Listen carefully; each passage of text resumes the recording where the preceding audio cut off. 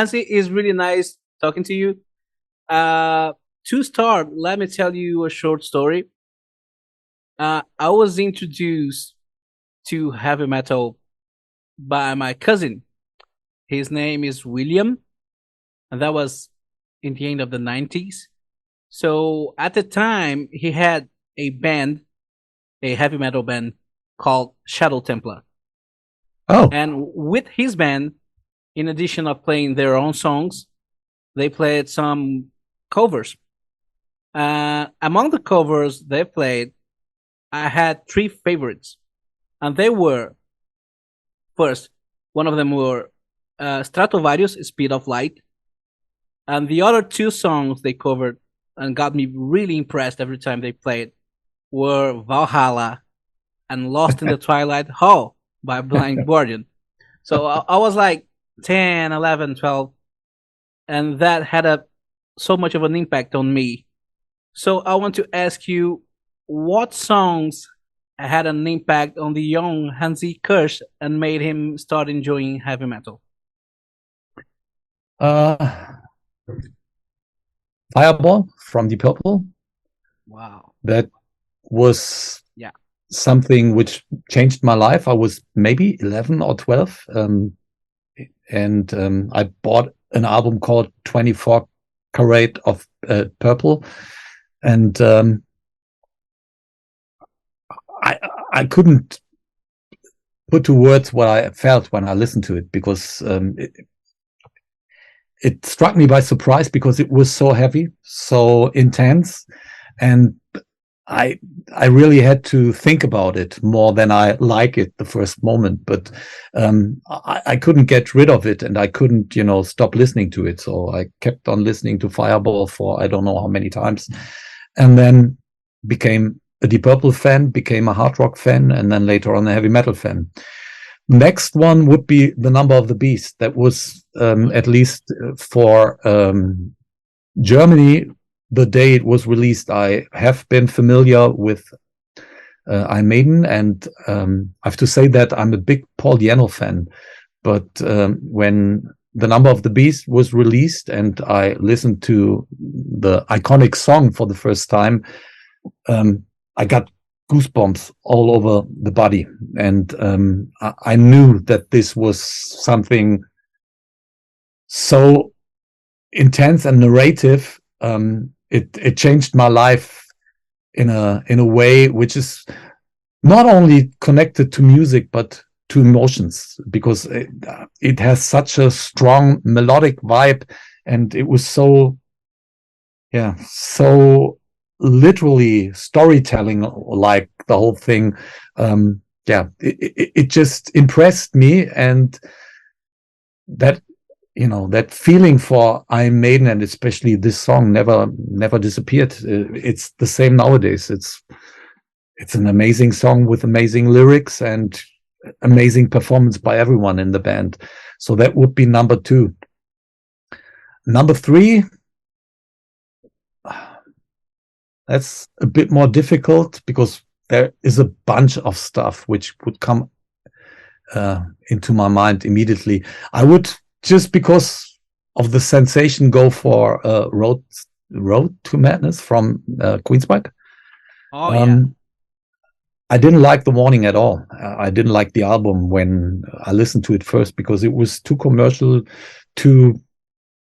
I considered it a copy of whatever. I felt it was too much like Set Wings of Destiny from Judas Priest.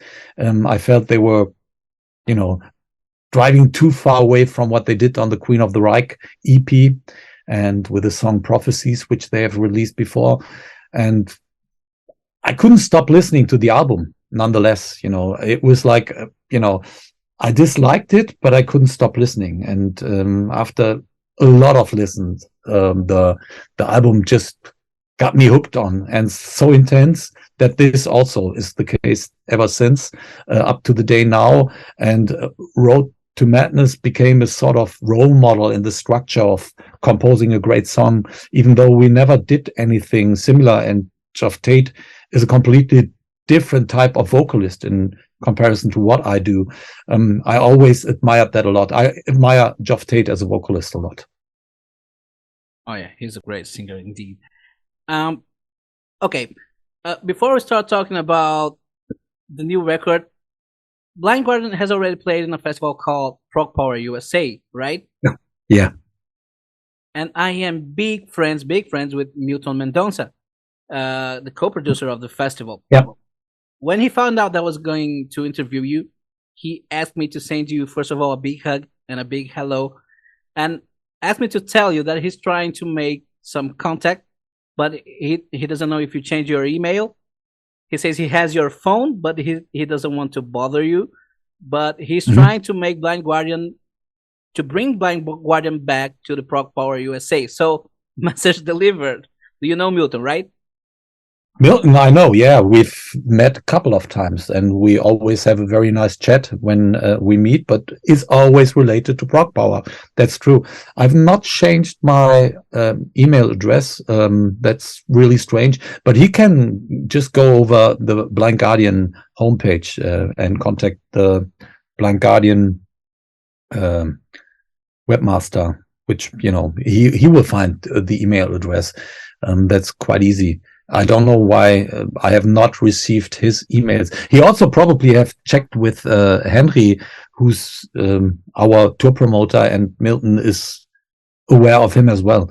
But yeah, we would like to come back to Prog Power. Oh, great. So he's probably watching these interviews. So he will make some good guy. Regards.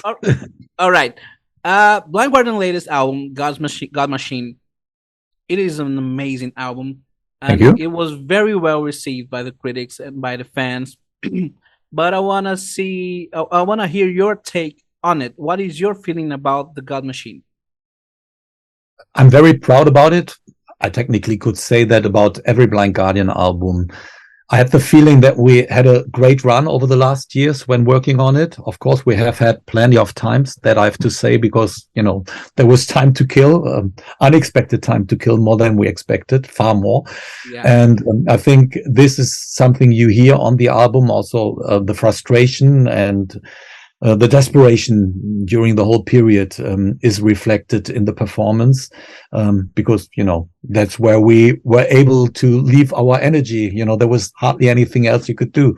So especially for me as a vocalist, that gave me a lot of headroom to try things out and, you know, be more intense. It's a very intense album. We felt so from the beginning. It's a very emotional album. We had the feeling it would be a fan pleaser, but of course it's always great to see that things come together. All people involved share the same vision. We go one direction, we stay one direction. That's hardly ever the case. Usually, you know, someone has a different idea or different opinion, then you try things out. But here everything was really driven towards that intense direction. We made some good decisions, you know, in having Joost Vandenbroek doing the mixing. We had a great team with Charlie Bauerfeind and Tommy Geiger hosting and accompanying us during the production, always giving us good advice.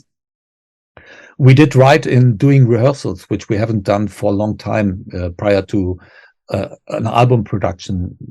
With that, everyone could put in his own effort and his own ideas about particular parts or particular pieces of music. And we had a good hand in deciding to go for the correct songs. We composed, I think, 14 songs for the album, and we only used the ones which are on the album. We recorded one more track, which will see the light of the day. It's called Trial by Fire. It's an amazing song, but it would not have spoken the same language. And that goes also for the ones which we have not recorded yet.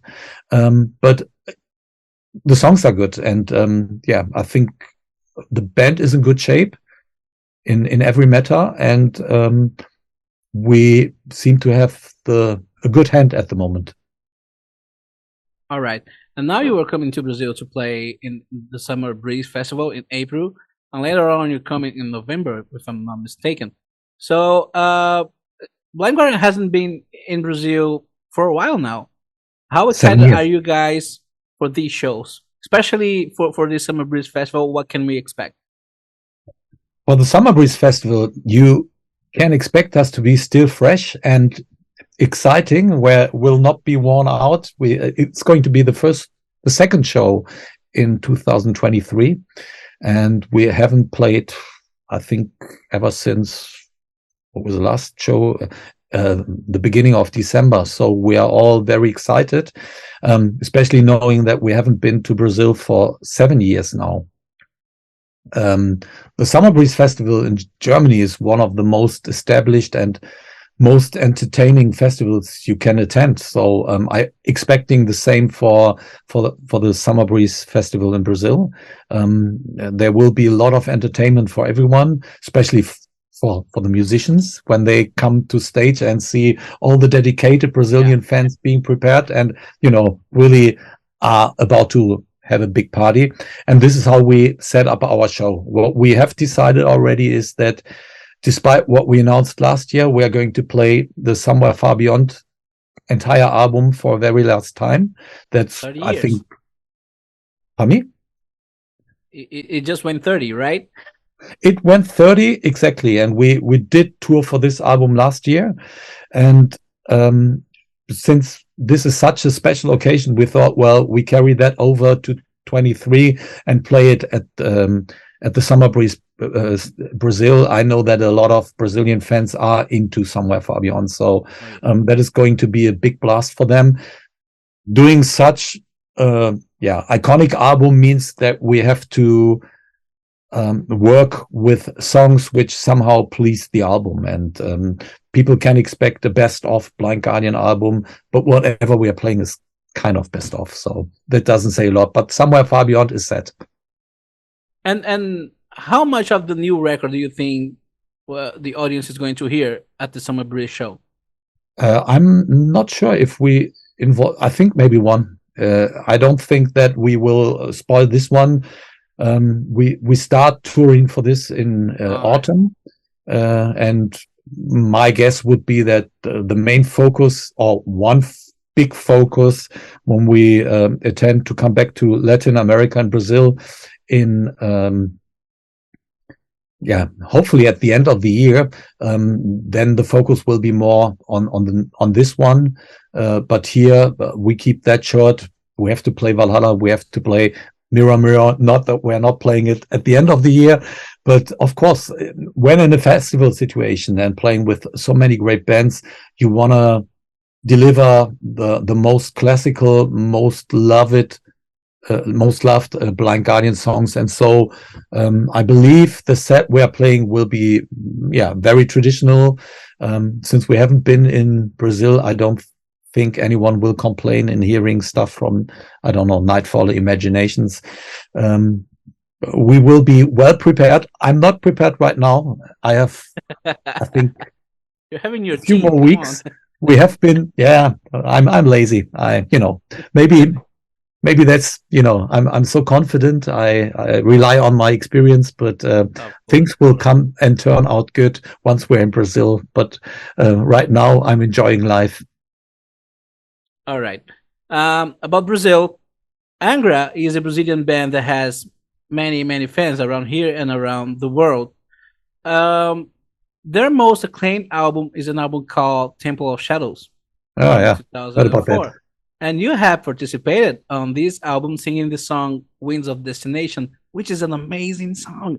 Do you remember how the invitation was made and how the recording was?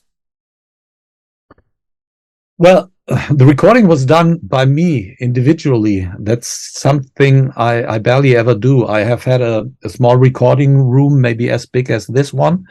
And actually, the microphone there was the one I used for the vocals, and I barely used that one. It's just right at the moment I'm doing some stuff with Blind Guardian, some stuff I don't want to reveal too much about, but I decided that it's about the right time to use that microphone again. And back in the days, it was the one I was doing basically songwriting on, and Yeah, we have been in a close relationship to Angra over a long time, and I've met the guys a couple of times. But back then it was Antonio Pirani contacting me, who was managing the band back then, and he asked if I was into, and obviously I was, because we had, a relationship already, and they are a very talented and great band. They always have been. And so it was a challenge for me, because I know that their patterns are different, and I got the stuff very well prepared. That is one thing which I really appreciate, because sometimes I get stuff and it still leaves a lot of things open, and I have to guess, and I have to somehow put myself into it without really knowing what the other side wants. But here with Engva, everything was well prepared. I got everything defined in a perfect way. The song suited me. That's also important. Sometimes that is a little less obvious, but here it was like, okay, it fits to me, and I was involved into the mixing. Not that I was involved in the action of the mixing, but the way my voice had been mingled in was really suitable for the song. As I said before, the song comforts my voice, and I'm very proud that I had the chance to be a part of this particular album, and it has become an iconic album. I recognized that. I had the privilege to join the band for the song in Japan when we toured, and I again recognized that the rhythmical patterns are quite different from the ones we are using. That's Brazilian power metal, we're German power metal. Yeah. That's still, we're the marching guys, you're the samba guys. And that was a very, very interesting experience for me. Oh yeah, I hope we can do it again, man. Someday live, it would be awesome. I would love to, I have to say. Oh yes, okay, let's make it happen. Yeah, why not? We're here for one time, so yeah. Oh yes. Another question from the past. In next May, Battalions of Fear, Blankwater's first album turns 35 years old. Yeah. So that's where it all started, right? What are your memories of that time? Did you have the idea that, or the ambition that a heavy metal band influenced by Tolkien's work would reach as far as you did? And do you plan to celebrate this date in any way? If we celebrate this date in any way, I am not sure. We usually are very messy with anniversary dates, I have to say. We've spoken about the anniversary dates within 2023, so I recognize that it is the 35th anniversary of Battalions of Fear, and Battalions of Fear will be dedicated a bit more in our set list throughout the whole year than it usually was. I can promise that. But other than that, nothing is planned so far. We have to keep our focus on the festivals we are playing, and this means at the very latest at that point we have to combine, or we have to mingle in some songs from the God Machine. Otherwise, we do not do enough dedication on that one. So yeah, we will celebrate a bit of Battalions, but of course it was our first album, a very important album, maybe the most important one, because as you know, the first step is always the most difficult. Back then we were very confident that we would make it in the rock and roll business. Yeah.